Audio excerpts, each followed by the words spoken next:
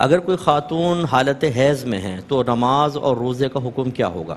ٹھیک ہے، تو یہ معاف ہوتا ہے، روزے کی قضا ہوتی ہے، حیض کی نہیں۔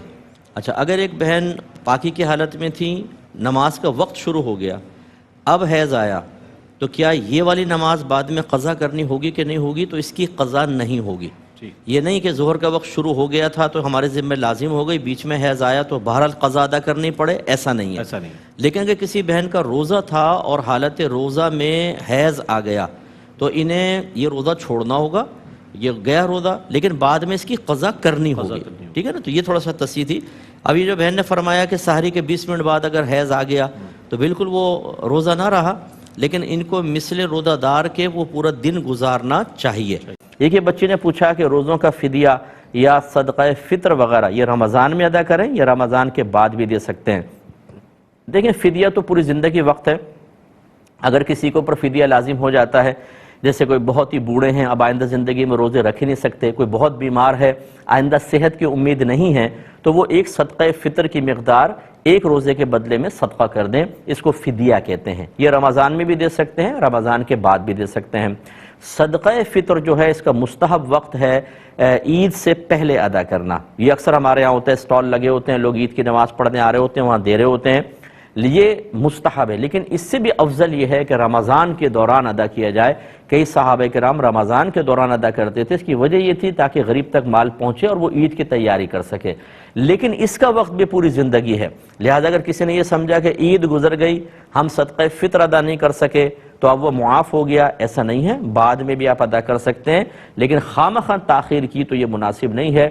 عذر کے سبب ہے تو پھر اللہ تعالیٰ معاف فرمانے والا ہے۔ اچھا، وہ کون سے امور ہے مفتی صاحب کہ روزہ تو ٹوٹ جاتا ہے لیکن یہ معلوم نہیں ہوتا روزہ دار کو کہ میرا تو روزہ ٹوٹ گیا ہے؟ وہ کون سے امور میں چاہتا ہوں چونکہ ظاہر ہے رہنمائی ہو جائے، آج یکم رمضان ہے تو آج ہی سے لوگ احتیاط بھی کر لیں گے اور اس بات کے حوالے اس کا ایک لفظ میں جواب دوں گا جو بڑا مطلب یہ کہ اجمالی اور مستند جواب ہے، جہالت۔ جی، ہمارے ہاں جہالت اتنی زیادہ ہے جس کی بنا پہ روزہ چلے جاتے ہیں۔ مثال کے طور پہ اذان کے بیچ میں کھانا پینا۔ اچھا، اور اتنے استقامت پذیر اور جرأت مند مسلمان ہے کہ اگر آپ سمجھائیں کہ بھئی اذان فجر تو فجر کے وقت میں ہی دی جائے گی، اس سے پہلے نہیں، اور فجر کا وقت تو سحری بند ہونے کے بعد ہی ہوتا ہے، تو گویا کہ آپ نے فجر کے وقت میں کھایا پیا تو سحری بند ہونے کے بعد کھایا، آپ کو روزہ نہیں ہوگا۔ بڑوں کو دیکھا کرتے ہوئے لاؤ دودھ کا گلاس، وہ پی لیا صاحب، انہوں نے ماننے کے لیے تیار نہیں۔ اتنے میسج آتے ہیں، استاد گھر والوں کو سمجھا کے تھک گئے، یہ جہالت ہے۔ اسی طریقے سے سائرن پہ روزہ کھولنا اور اذانوں پہ، بعض اوقات مؤذن صاحب جو ہیں وہ پہلے سائرن بجا دیتے ہیں، وہ پتہ نہیں اس کو بھوک لگ رہی ہوتی ہے کیا ہوتی ہے، وہ بٹن دبایا پہنچ گیا حجرے میں، تو وہ گڑبڑیں۔ تو یہ بھی ایک ہے کہ بھی اس سے اذان سے روزہ کھولنے بند کرنے کا تعلق نہیں ہے، سائرن سے نہیں ہے، وقت سے ہے۔ آپ وقت دیکھیں، اس کے بعد کریں۔ اسی طریقے سے ایک صاحب نے کہا میں منہ میں پان رکھ لیتا ہوں، پی کے اندر نہیں جانے دیتا، وہ باہر پھینکتا رہتا ہوں۔ اعلیٰ حضرت رحمۃ اللہ علیہ نے فرمایا کہ چاہے منہ میں رکھے، یہ اس کے ذرات غیر محسوس طریقے سے حلق میں اتر جاتے ہیں، روزہ ٹوٹے گا۔ اسی طرح آئی ڈراپس وغیرہ جو ہیں، یہ بھی بعض لوگ سمجھتے ہیں، کیونکہ پرانے فقہائے کرام نے اپنی کتب میں یہی لکھا کہ کان میں دوا ڈالیں گے کان میں ڈالیں گے روزہ چلا جائے گا، آنکھ میں ڈالیں گے نہیں جائے گا۔ کیونکہ اس وقت میڈیکل سائنس نے اتنی ترقی نہیں کی تھی، تو انہوں نے ان مسائل کی بنیاد ظن غالب پر رکھی کہ شاید آنکھ میں اور حلق میں پیسے ضرورت نہیں ہے، کان میں ہے، تو انہوں نے کہا کان میں دوا سے چلا جائے گا۔ اب جب مسئلے کی تحقیق ہو گئی اور یہ مسائل موقوف ہی طب پر تھے، میڈیکل پر تھے، تو مسئلہ بدلا۔ اگر وہ فقہا بھی آج ہوتے تو یہی فرماتے کہ آئی ڈراپ سے روزہ ٹوٹ جائے گا، کان میں دوا ڈالیں گے، جب تک کان کا پردہ سلامت ہے نہیں ٹوٹے گا۔ اب اس میں بعض اوقات آئی ڈراپ ڈال رہے ہیں، اور اس طرح انہیل کرنا، تو اس میں لکوڈ چونکہ دوا ہوتی ہے۔ ایک مجھے بھائی نے کویسچن کیا کہ وہ ان کو نیند نہیں آتی اور آکسیجن کی کمی ہوتی ہے، اس کی ایک بڑی وجہ یہ ہوتی ہے، تو اس میں ایک وہ آلہ لگاتے ہیں جس سے آکسیجن جاتی آتی رہتی ہے، تو پھر آرام سے نیند آ جاتی ہے۔ تو اب اس میں اگر لکوڈ دوا ہوگی تو روزہ ٹوٹے گا، حالت روزہ میں اگر کیا، اور لکوڈ نہیں ہے تو پھر نہیں ٹوٹے گا، ہوا تو ویسے آتی جاتی ہے۔ تو خلاصہ کلام یہ ہے کہ ہم بھائی بہنوں سے گزارش کرتے ہیں کہ تھوڑا سا ٹائم نکال کر اپنے دین کو بھی اہمیت دے کر اس کے مسائل سیکھ لیں، غلط فہمی سے بھی بچیں گے، ورنہ وہی بات جو میں اکثر کہتا ہوں، پپو پان والا ہے ٹیٹا دودھ والا، ہم وہ اپنے مسائل کا حل ان سے معلوم کرتے ہیں۔ جیسے وہ ایک صاحب نے 3 طلاقیں دے دی، تو وہ اماں پہنچ گئیں، کہہ رہی مسجد میں پہنچ گئی، داڑھی والے مل گئے، کوئی حافظ صاحب وغیرہ ہوں گے، حافظ صاحب بچے نے 3 طلاقیں دے دی، انہوں نے کہا 60 مسکینوں کو کھانا کھلاؤ، سب ختم ہو جاتا ہے۔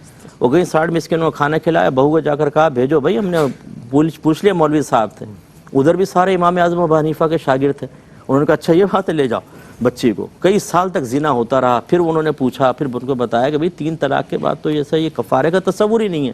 یہ وہ جہالت ہیں.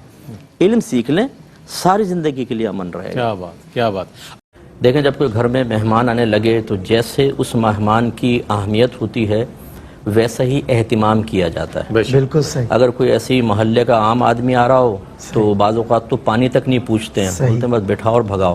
صحیح. اگر کوئی تھوڑا سا زیادہ امپورٹنٹ آ جاتا ہے تو اس کو پانی پیش کر دیتے ہیں، ورنہ پھر چائے، پھر ساتھ بسکٹ، پھر کھانا اور دیگر چیزیں، جیسے جیسے ویلیو بڑھتی ہے.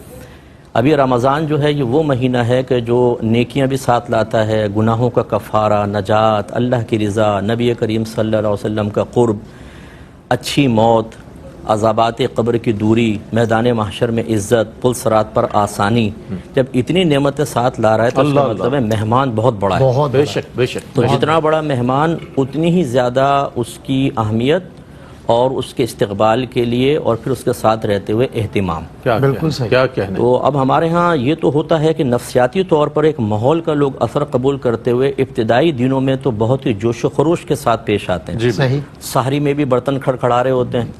بعض اوقات تو بچے پہلے ہی جاگ کر دسترخوان پہ بیٹھ جاتے ہیں. مسجدوں میں بہت زیادہ رونق شروع ہو جاتی ہے. بعض مسجدوں میں دیکھا ہے کہ گیٹ تک پبلک ہوتی ہے، فجر کے اندر بھی اور پھر تراویح وغیرہ کے اندر جگہ ختم ہو جاتی ہے. لیکن جیسے جیسے یہ دن آگے بڑھتے ہیں پھر یہ دیکھا ہے کہ وہ جو ایک نفسیاتی طور پر ماحول کا اثر قبول کیا گیا تھا، اندر سے ایک تحریک نہیں تھی. اس جب ماحول کا اثر کم ہوتا ہے تو چونکہ اندر سے تو کوئی تحریک نہیں تھی، نظریاتی تحریک ایک الگ چیز ہوتی ہے، اندر سے روحانی تحریک ایک الگ چیز ہوتی ہے. وہ جب حاصل نہ ہو تو پھر اس کا نتیجہ یہ نکلتا ہے کہ جس نوجوان نے ابتدائی 1 ہفتے انٹرنیٹ کو چھوڑا ہوا تھا، ٹائم ضائع نہیں کر رہا تھا، وہ انہی فحش چیزوں میں لگ جاتا ہے. ہماری فجر کی جماعت تک سمٹ کر چند صفوں تک محدود ہو جاتی ہے. بالکل صحیح فرمایا. تراویح میں لوگ غائب ہو جاتے ہیں. پھر یہ جو 5 روزہ تراویح، 10 روزہ، 15 روزہ تراویح، اس نے ایک منفی اثر یہ مرتب کیا نفسیاتی اعتبار سے کہ لوگ سمجھے کہ بس پورا قرآن تراویح میں سن لو، اس کے بعد 30 دن تک تراویح کا ادا کرنا ضروری نہیں ہے. چنانچہ مسجد ہماری تقریباً ویران. اور پھر یہ کووڈ-19 کی وجہ سے اور زیادہ کچھ لوگ اثر قبول کر رہے ہیں. اسی طریقے سے خواتین کا معاملہ ہے کہ شروع میں تھوڑی محتاط ہوتی ہے لیکن پھر غیبتیں، چغلیاں اور پھر وہی عام روٹین پر آ جاتے ہیں. تو خلاصہ کلام یہ ہے کہ وقتی طور پر ماحول کا اثر قبول کرتے ہوئے استقبال پر پوری توجہ کرنا اور استقامت کو فراموش کر دینا یہ مناسب نہیں ہے، بلکہ ہمیں پورے 30 دن کے لیے ایک لائے عمل تیار کرنا چاہیے.